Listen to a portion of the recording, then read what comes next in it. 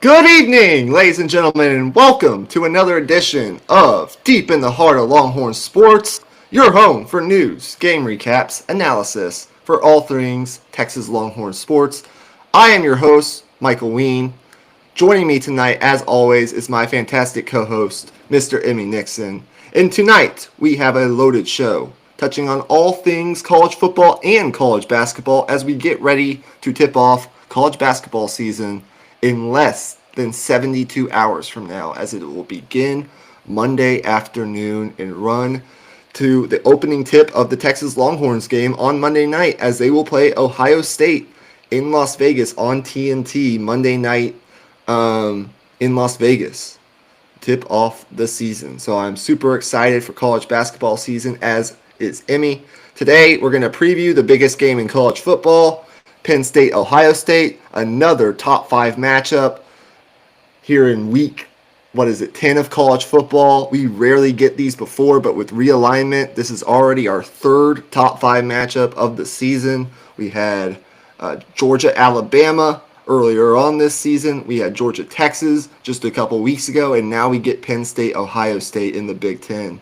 And we might not be finished when it's all said and done this season. Then we're going to continue our preview content for college basketball. So with all that being said, if you like what we do here, make sure you like and subscribe, and tell your friends about us who enjoy college sports. I welcome in my co-host tonight, Mr. Emmy Nixon, who is wearing a Dallas Mavericks jersey as the NBA season has started as well. Emmy Nixon, how are you feeling on the Texas bye week? I'm feeling good, man. Great intro as usual, by the way. Um, in terms of Texas football, how I'm feeling, I mean, we get to sit back and relax this week. So I'm just trying not to think about that too much. We can this is a week we can kind of get a feel for all of Texas's competition, especially those fuckers down in College Station. Right, big game tomorrow night on ABC. Texas A&M travels to South Carolina, Columbia, to play a tough South Carolina defense. And a big storyline in that game is going to be: are they good? Are they sticking with the freshman quarterback Marcel Reed, who gave them the spark last week when Connor Wigman was pulled in the second half to beat LSU at home? And will that Texas A&M offensive line be able to hold up against Dylan Stort and company, one of the best defensive lines in college football? That is South Carolina, who isn't what their record says it is. I think they're a much better team than a 4-3 football team right now. So that will be an exciting game. There are also some other under the radar games tomorrow, but the main event is tomorrow at 11 a.m. I know a lot of people wish this game was in prime time, but it's going to be the big noon kickoff game. College Game Day is going to be there. Big noon kickoff's going to be there. All the pregame shows that you can name are going to be there. It's probably the biggest game left on the Big Ten schedule up until the Big Ten championship game, although undefeated Indiana does play Ohio State in a couple weeks. But before Ohio State can even get there, they have to play number 3 Penn State on the road. I don't have the line for this game yet. Let me pull it up. But Emmy, let's get your initial thoughts on this game and the implications for both sides. Well, I think this game, if you think about it from a stakes standpoint for both of these programs, the stakes are as high as ever for both of these teams. Maybe more so for Ohio State, I would think, given the fact that James Franklin just got his extension and he's been doing a great job so far this season. And I think they would probably want to give him a chance to kind of get his feet wet in this new type of Big Ten schedule. But for Ohio State, Ryan Day, that seat is getting warmer. I'm not going to say hot, but warmer. And this game is one that Ohio State, those players know they got to go out over there and win. And that's a tough place to play. I think Ohio State, with their injuries on the interior offensive line, is the biggest actual X's and O's storyline of the game, I think. In terms of can they hold up on passing situations? Because this Penn State pass rush has some insane speed. Not like these edge rushers aren't gonna like bull rush you, but those guys can get out of or like around the edge better than many I've seen. Abdul Carter and those guys are absolutely ridiculous. Yes. From a Penn State perspective, since they are the home team, James Franklin 1-9 against Ohio State in his tenure at Penn State. Not great. But if they were to lose this game tomorrow at home, even though it's a prime opportunity to finally get over the hump against Ohio State, in a matchup that I actually think parts of it favor Penn State pretty significantly, which we'll get into here in a second. It wouldn't be anything different. The circumstances around it wouldn't be anything different than we've seen the past 5 years, than we've seen the past half decade. James Franklin has been as good as anyone against the rest of the Big Ten. His bugaboos have, of course, been Michigan, who's having a down year, who I don't think Penn State has to play this season, but I'll double check that, and Ohio State, who he gets at home this year. So while there will be talk about, can Penn State eventually elevate to the point where they get over the hump and beat Ohio State and can be a Big Ten champion, there's way more pressure on Ryan Day. Because if Ryan Day loses this game, we're talking about an Ohio State roster that was built primely to win a national championship with everything that they built in the offseason. All the returning talent on defense, everything that they did in the portal, including getting one of the best players in the portal in Caleb Downs, bringing in Kingshawn Judkins, one of the best running backs in the SEC last year from Ole Miss. And then, just having all this returning talent and getting the quarterback right with Will Howard. If you exit the first weekend of November with 2 losses, both losses coming in conference, the likelihood is that you're already probably knocked out of Big Ten championship contention, and you've really eliminated all margin for error that you have in order to make the college football playoff. And you still have to play a team like Indiana later on this season, who I think is going to make the college football playoff.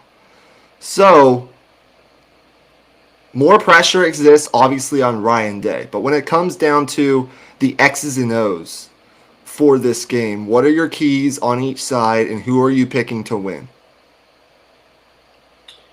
My key for Penn State on the offensive side of the ball is, can Drew Aller, run on third downs when it really comes down to it? One of the things that I think Ohio State is going to stick to in this game is just man-to-man coverage across the board. And they're going to kind of try and challenge this Penn State offensive line with some simulated pressure and some blitzing, as usual, of course, but try and mix it up and get them confused. But Drew Aller is going to have to, at some point in the game, use his athleticism on a third down and run for those yards, because they're going to be there. They're not going to spy Drew Aller. And he's more athletic than, Penn State quarterbacks from the past. So that's what he's going to have to do. And then Ohio State side, they got to run the ball.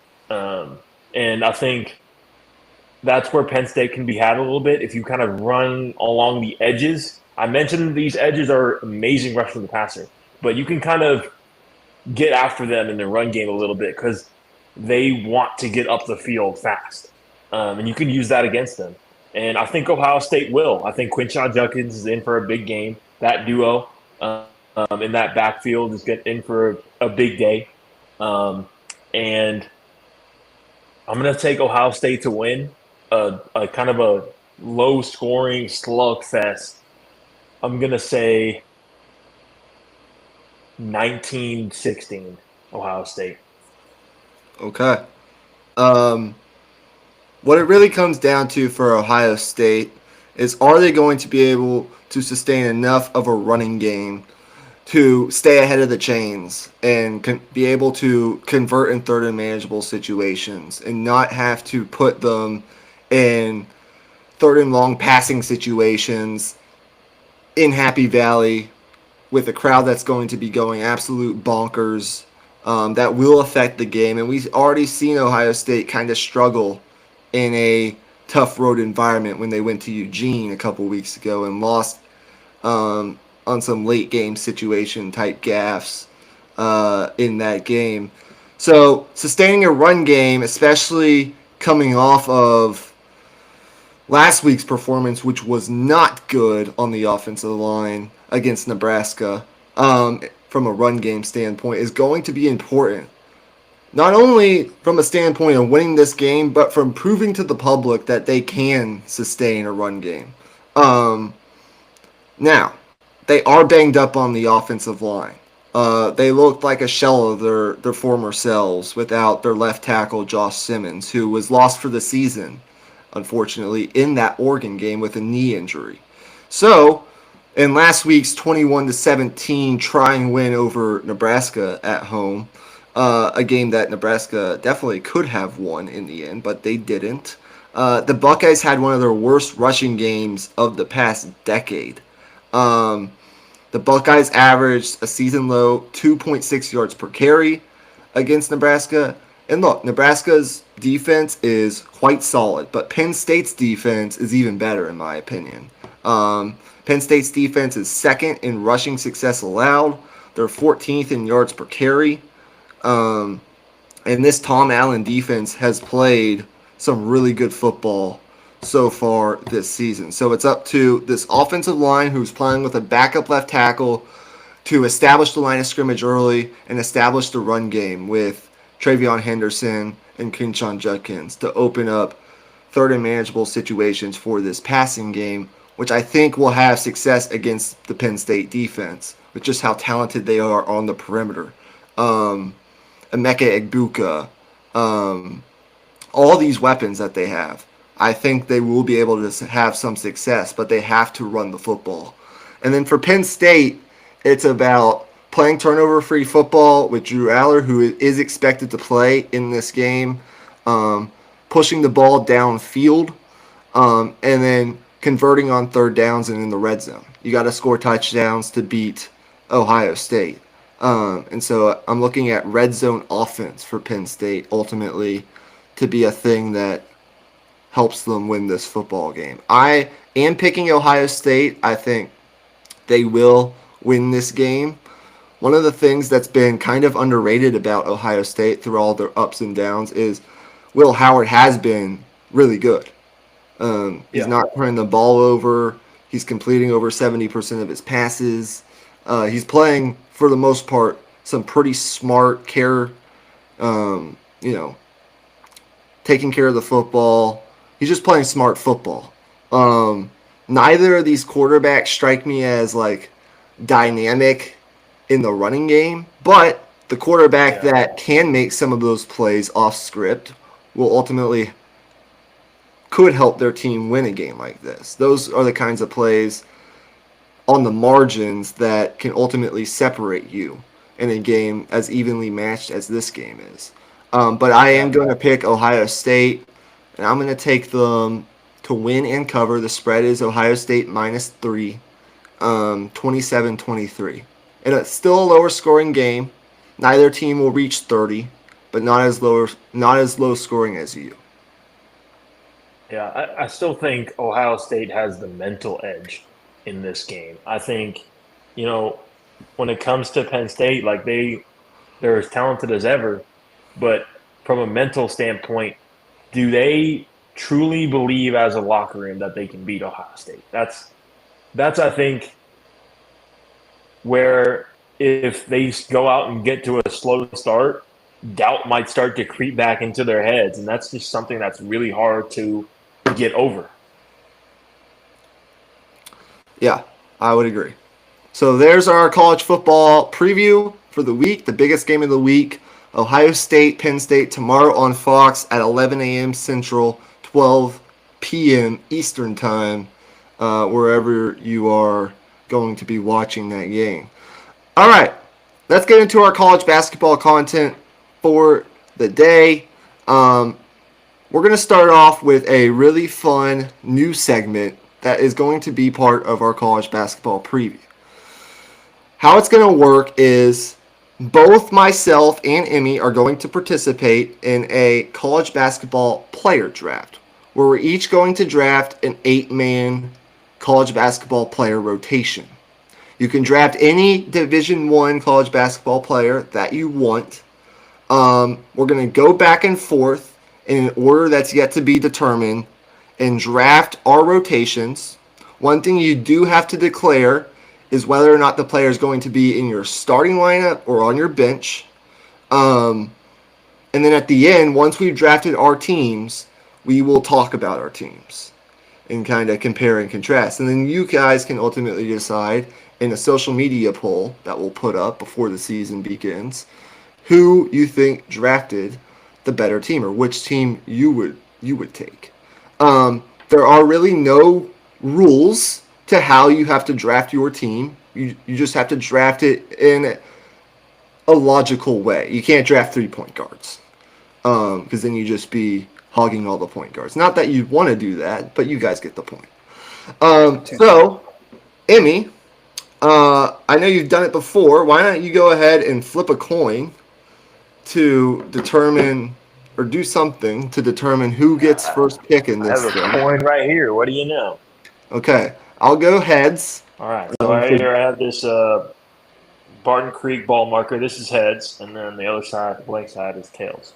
Okay, I'll go heads. Okay, it's tails. Okay, so you pick. I'm going to choose to pick second, though. Okay, is this a snake draft? I'm going to defer. Yes. Yeah. Okay. And I'm going to choose to defer and pick second. All right. With my first pick, I'm going to draft Mark Sears, point guard, Alabama. Great pick. Yeah. My first pick, I'm going to get a big fella for the middle. Or actually, no, I'll take RJ Davis.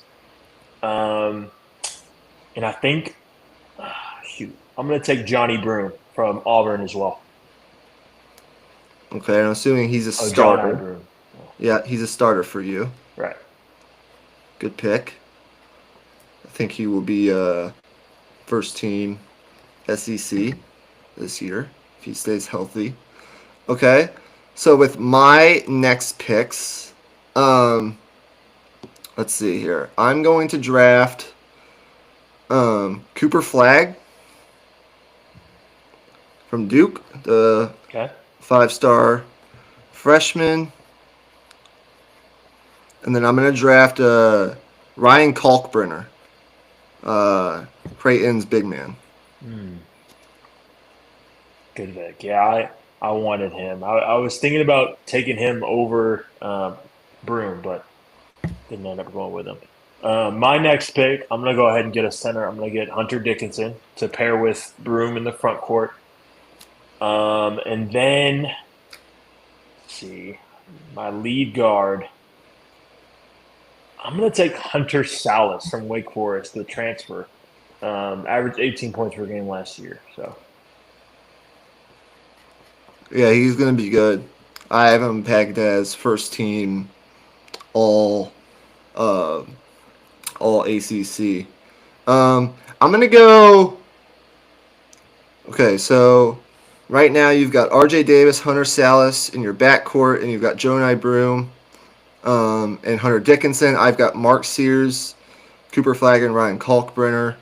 I'm going to go Cam Jones, the combo guard for Marquette. Really like him, especially him as an NBA prospect. And then I'm also going to go, let's see here. I need some defense next to Mark Sears. Need some size. I could go Wade Taylor, the shooting guard from A&M, but I think I'm gonna go. Well, I also need some scoring. I'm gonna go. You know what? I'm gonna hold off on that. I'm gonna draft Tamin Lipsey, but I'm gonna put him on my bench. Okay. All right. Tamin Lipsey out of Iowa State. My last pick. Okay, my last pick at starter. I'm gonna take Alex Caravan from UConn, Great pick. and then first off the bench. Let's see. I think you know what? I'm gonna take Caleb Love from Arizona as a scoring guard off the bench. Good pick. Good pick. All right. So you got two more picks. I've got looks like how many more picks do I have? Three more picks. Okay. Um, I'm gonna go. Looking at my list of players here. Scroll back up to the top. So Hunter Salas is a bigger guard. So I need a bigger guard to pair with Mark Sears. Although I do have Cam Jones, a good guard. Hunter Salas. I'm gonna go. Give me 1 second. You know what? I'll go Wade Taylor, the fourth, from Texas A&M, and then I will go. I will go.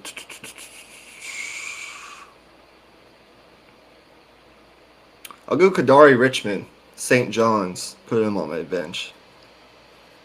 For your last picks? All right, good pick. Yeah, I think Kadari Richmond and St. John's are going to be really good this season.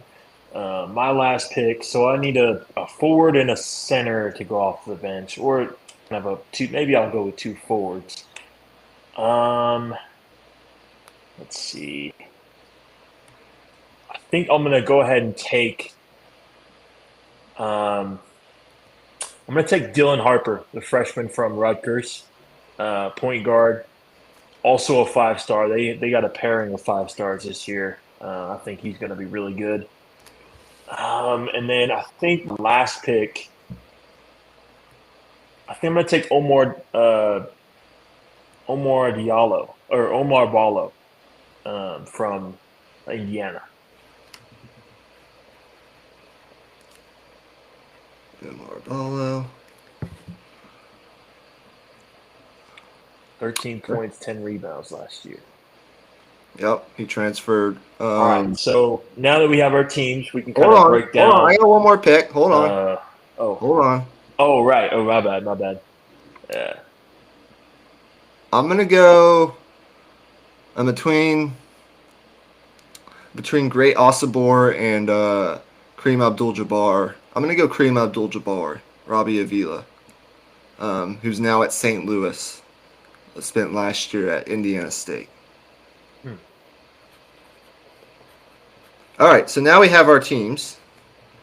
I guess we'll start by getting your thoughts on your team, and then I'll give my thoughts on my team, and then we'll go from there. Well, okay. First thing I'll say is, I think my leading scorer could be any one of these guys. Maybe not Kalkbrenner. Wait, no, you have Kalkbrenner, but I think R.J. Davis can be my lead guy, lead ball handler at different points in any given game. I wasn't able to write them down. Can you remind me who were the other guys in the starting lineup? Our teams, just to recap, Emmy has R.J. Davis, point guard at North Carolina. He's got Hunter Salas, the guard at Wake Forest. He's got Alex Caravan, a returning forward from UConn. He's got Jonai Broom at Auburn, and then he's got Hunter Dickinson. That's his starting lineup. Hunter Dickinson being from Kansas. And then on his bench, he's got Caleb Love, guard at Arizona. He's got Dylan Harper, the freshman at Rutgers, and Umar Ballo, the transfer from Arizona to Indiana. And then for me, I've got. Okay, yeah. So, Well, go ahead. Go ahead. Go ahead. No, give your thoughts on that, and then I'll give my team. Okay, yeah, yeah. So I think Alex Caravan is my connective piece at that 3 spot. He can kind of work out of the high post, at that kind of elbow nail area, and kind of work with his passing, and we'll have all our guys kind of moving off the ball. I really like the idea of John I. Broom being our kind of small ball center in some situations.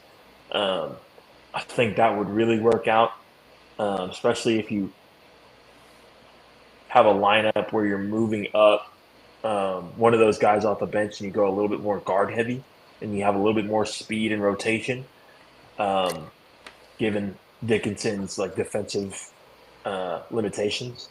So I think with my team, the biggest, I think, storyline would be how RJ Davis and Hunter Salas fare in the backcourt, because those are 2 guys that want to score the ball. They're not really guys who are going to, I mean, they can facilitate, but that's not their game. So I think that will be the biggest dynamic that will have to go well. Yeah, I think one of the big. So before I make my points, my team, Mark Sears at Alabama. I've got Wade Taylor the fourth at Texas A&M. I've got Cam Jones at Marquette. I've got another big time freshman like Emmy does, Cooper Flagg at Duke, who we've talked about extensively already on this show. Ryan Kalkbrenner, the big to match up with Hunter Dickinson at Creighton. And then on my bench, I've got some underrated players who the casual college basketball fan might not know, but really good players. Tamin Lipsey at Iowa State, who I believe is a national championship contender this year. Kadari Richmond at St. John's, who's going to be a much improved squad this year under Rick Pitino. And then Robbie Avila, who people might remember as Kareem Abdul-Jabbar from Indiana State last year. Or Larry Nerd, too. Right. So I'll give you what I think the strengths and weaknesses of my team. I think rim protection is a big time strength. I think Kalkbrenner is the best pure rim protector in the sport, and he does it without fouling. He's a 3-time Big East Defensive Player of the Year. So even though my guards might not be the greatest defensively in those drop coverages, I feel good with what I have behind them in Cooper Flagg, who I think is going to be a really good defender, plus defender in his freshman season, and then Kalkbrenner in any sort of pick and roll coverage I feel very good about. And I feel good about his size matching up with Dickinson on the interior if these 2 teams were playing against each other. And then I obviously feel pretty good about just like your team. I mean, you've got a shooter in Alex Caravan, who's kind of like a stretch 3, stretch 4 type, very versatile. You've got Hunter Salas, who's a bigger guard. I might struggle a little bit with the size of your guards because your guards are a little bit bigger than my guards. I mean, I got Mark Sears, but he's not a very big, tall guard. He's more of a short, stocky kind of point guard. You've got RJ Davis, who's a little lengthier, and then Hunter Salas, who's very, very long and athletic. But I do have Wade Taylor and Mark Sears, so my guards can shoot over anyone. They can get hot at any time. And I like Cam Jones, just as kind of like that combo 3, 6'6", 6'8". He's in that range somewhere. Guy that can put it, score it off the bounce. A little yin to Mark Sears yang, or I guess in some way, shape, or form. That's how I work out. Yeah, I can see him playing like a Derek White type of role. Right. On my bench, I'm a little concerned about the lack of shooting I have on my bench. I think on your bench, you probably have the edge there. Caleb Love, who can be kind of a hot and cold shooter at times, Yeah. as we've seen. But last year at Arizona, I think they did a really good job of kind of honing in on shot selection with him, and he got much better at that. And I think in his, what is this, his 5th year playing college basketball, he'll get even better. And then you have Dylan Harper, who's supposed to be a, a pretty good shooter. Tamin Lipsey wasn't the biggest shooter his freshman year. He got better last year in his sophomore season. And Kadari Richmond, although he's one of the best pure scorers in the Big East, and I like his ability to put it on the floor and score it, driving to the basket, and his ability to play make. He's not the greatest shooter either. That's why I took Robbie Avila, who's not quite as big as an Umar Ballo, Hunter Dickinson, or even Kalkbrenner, but he's a guy that shot almost 40% from three last year. So I can try to kind of pull your bigs out to have to guard a threat from the outside like Avila. And I also just like the way that he plays the game. So I think both Yeah. teams are fantastic. Obviously, if we had more people, it would be a little bit harder. But we've got a lot of the best players in college basketball this season. So do you have any comments that you wanted to add to mine in terms of how our teams kind of compare or match up? Yeah, I think your team is probably one that's more of a North Carolina type where they're going to play fast, get out on the break. And my team will probably be more geared towards defense outside of maybe Hunter Dickinson. Looking back on it, I think I probably would have chosen a different center than Hunter Dickinson, or maybe I would have just stuck with John I. Broome at center. But um, I do still think he'll have a role within that team, but um, with how I kind of structured it, I think it's more of a defensive minded type of roster. Which player outside of um, players we've already kind of covered on your team? I guess the only player we've really gone in depth on your team about is the only players Alex Caravan and Hunter Dickinson, as we've already previewed UConn and we've already previewed Kansas. Uh, we're going to do North Carolina here in a little bit, but which team, which player are you most excited to watch on your team this season? Is it a Dylan Harper at Rutgers? Is Ooh. it potentially Jonai Broome at Auburn? Is it Hunter Salas at Wake Forest? Which player do you want to, I guess, watch more of this season? I think it's John I. Broome. I mean, Okay. he played around 23 to 25 minutes per game last season. That's set to go way up. And he's going to be one of their main guys on that roster. And he has a chance to explode as a kind of as a scoring center, big man at 6'10", and able to kind of put the ball on the floor a little bit. Yeah, he was a guy who not a lot of people knew about a couple years ago. He began his career at Morehead State, transferred into Auburn, and has been adapting really well to the physicality and the style of play in the SEC. Um, he was really good at Auburn a year ago, despite what you might remember as their first round loss to Yale in the tournament. Broome averaged almost 17 points per game, 8.5 rebounds per game, and over 2 blocks per game. And he's going to shoulder a heavy load for Bruce Pearl's squad this season. Um, Auburn is a team that I think has been kind of more guard reliant the past couple years. But with Broome, I mean, he's 6'10". He stretches the floor. I wouldn't be surprised to see his volume of 3-point shot attempts and just makes from out there go up this season. Um, and he's a really good defender. I could easily see him end up as like a second or third team All American, and that's kind of why we did this segment. Is a fun way to kind of circumvent uh, preseason All American talk. All these guys could end up on All American teams. For me, I know about Mark Sears. I know the easy answer would be Cooper Flagg, since he's the one of the biggest stories in the sport, if not the biggest. I've seen Ryan Kalkbrenner. Um, I've watched a good bit of Robbie Avila, Kareem Abdul-Jabbar at Indiana State. Now that Texas pulled in a couple transfers from Indiana State, and I've watched a lot of Indiana State highlights from last year. Um, I think for me, mine's probably Wade Taylor the fourth. And I know, I get it. This is deep in the heart of Longhorn sports, so we don't love to Yeah. talk about the Aggies when we don't really have to. But he's an older guard. He's back for his fourth season at A&M, and he's taken notable steps forward in each of the previous three.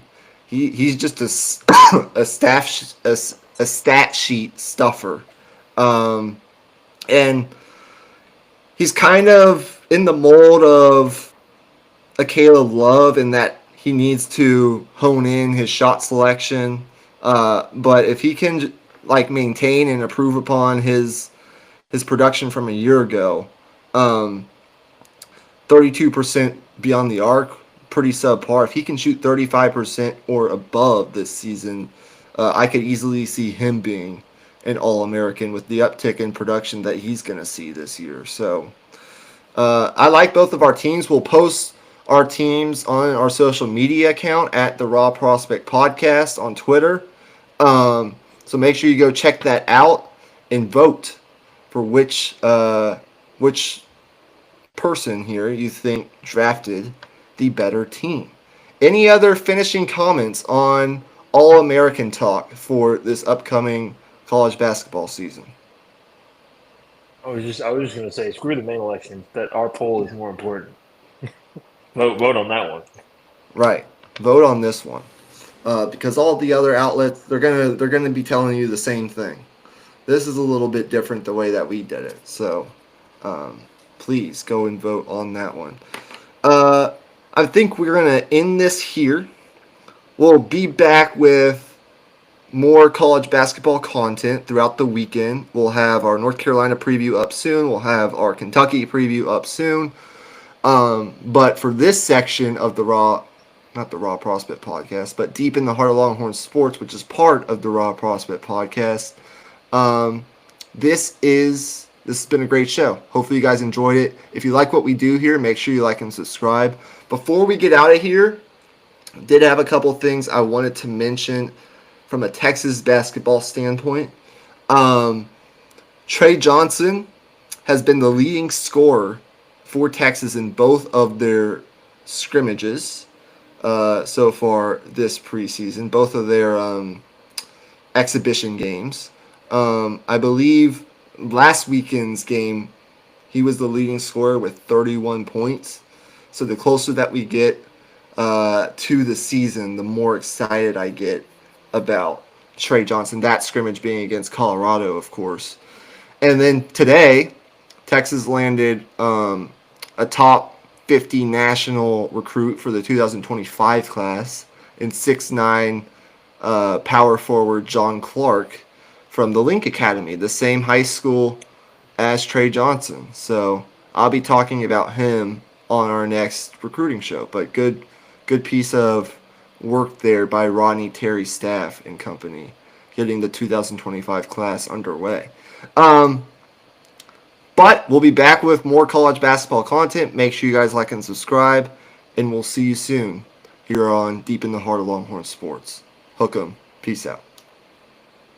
Peace.